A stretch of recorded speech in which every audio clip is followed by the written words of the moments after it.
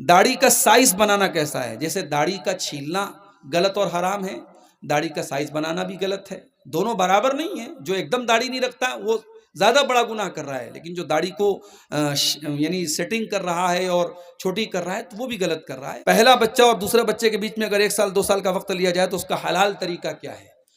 دیکھیے، اگر بچوں کے بیچ میں گیپنگ آپ اس لیے رکھتے ہیں تاکہ بھئی بچوں کو جیسے 2 سال تک دودھ پلانے کی مدت شریعت نے بتائی ہے، یا بیوی کی جو صحت ہے وہ اس لائق نہیں ہے کہ 1 سال کے بعد فوراً بچہ پیدا ہو، تو اس صورت میں جب بیوی کی صحت کا مسئلہ ہے یا بچے کی پرورش کا مسئلہ ہے تو 2 بچوں کے بیچ میں گیپنگ رکھی جا سکتی ہے۔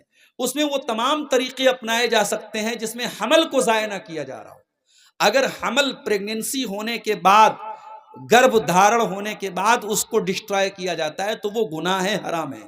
اس کے پہلے کے جو پروسیس ہیں، آپ لوگ سمجھدار ہیں، ڈاکٹروں سے مل کر کے مشورہ کر کے آپ اس پہ عمل کر سکتے ہیں، اس میں کوئی حرج کی بات نہیں ہے۔ لیکن کوئی پرماننٹ طریقہ جیسے نسبندی ہوتی ہے پرماننٹ، وہ ہمیشہ کے لیے بچہ بند ہو جاتا ہے، تو وہ چیز کرانا جائز نہیں ہے، الا یہ کہ عورت بہت کریٹیکل سچویشن میں ہو، ڈاکٹروں نے کہہ دیا ہو کہ اب آگے اگر بچہ ہوگا تو اس کی جان کو خطرہ ہے، تو اس صورت میں آپریشن وغیرہ کرایا جا سکتا ہے۔ قبرستان میں جوتا پہن کر کے نماز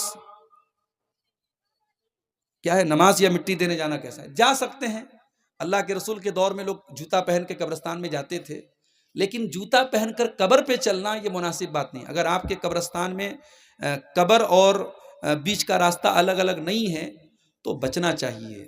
قبر کے اوپر اللہ کے نبی نے مردوں کا بھی ویسے احترام کرنے کا حکم دیا ہے جیسے زندوں کا احترام کرنا ہے، تو کسی کی قبر پہ آپ جوتا پہن کے چلیں یہ مناسب بات نہیں ہے۔ تو یا تو قبرستان میں چلنے کا راستہ الگ ہو، اور راستہ الگ نہیں تو جوتا پہن کے جانے سے بچنا چاہیے، لیکن جوتا پہن کے جانا جائز ہے۔ اور اگر جوتا پہن کے آپ نماز پڑھتے ہیں جنازے کی تو نماز بھی پڑھ سکتے ہیں۔ بعض لوگ کیا کرتے ہیں، جنازے کی نماز جب پڑھتے ہیں تو جوتا اتار کے اس کے اوپر کھڑے ہو کے پڑھتے ہیں، تو وہ بیوقوفی ہے، اس کی کوئی ضرورت نہیں ہے۔ ہاں، اگر جوتے میں کوئی گندگی لگی ہے تو اس کو زمین پہ آپ رگڑ لیجیے، صاف ہو جائے گا، آپ جوتے کو پہن کے نماز پڑھ سکتے ہیں۔